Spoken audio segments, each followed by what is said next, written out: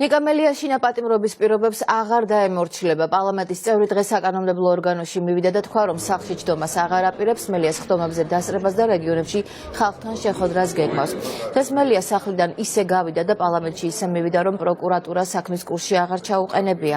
გახდება თუ არა მელიას ეს გადაწყვეტილება მისი დაკავების საფუძველი და არის თუ არა დეპუტატი მზად პროკურატურის ამ რადიკალური სვლისთვის, მთავარი საპარლამენტო კორესპონდენტი ნინო სამყურაშვილი გვერდდება პირდაპირ ეთერში. ნინო, რა თქვა დღეს ნიკა მელია? ნიკა მელია ამბობს იმას, რომ ის მოქმედებს ისე, რა უფლებებიც მან მიადიჭა კონსტიტუციამ და შესაბამისად არ არის ვალდებული, რომ კითხოს რაიმე საქართველოს გენერალურ პროკურატურას და არც აპირებს, რომ ამის შემდეგ ასე გააკეთოს. ნიკა მელია დღეს ამბობდა იმას, რომ აპირებს იაროს პარლამენტში სხდომებზე და საპარლამენტო საქმიანობის გარდა აქტიურად გამართოს შეხვედრები რეგიონებში ამომრჩეველთან და სრულად განახორციელოს პოლიტიკური საქმიანობა. ნიკა მელიას თქმით, რა გადაწყვეტილებას მიიღებს პროკურატურა, მას არ აინტერესებს, მაგრამ მან ხაზგასმით რამდენჯერმე გაიმეორა, რომ ის მხოლოდ აკეთებს იმას, რა უფლებებიც მას ქვეყნის მთავარი კანონით აქვს მინიჭებული. ეს დაახლოებით იგივეა, რა უნდათ ამერიკელებს შავ ზღვაზე, რა უნდა მელიას პარლამენტში, ხო?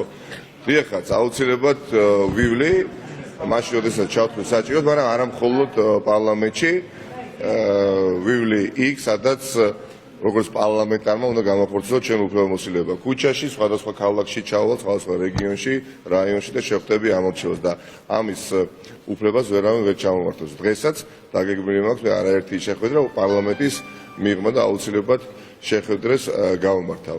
დეპუტატს არ აქვს ვალდებულება, მაშინ როდესაც იგი გამოდის, არ ვიცი, სახლიდან ჩააყენოს თადუმაძე ივანიშვილის ადიუტანტი, რომ ის მიდის თავარ პოლიტიკურ ცენტრში, თავარ პოლიტიკურ შენობაში პარლამენტში. მე მგონი ამაზე დავაც კი უსაგნო არის.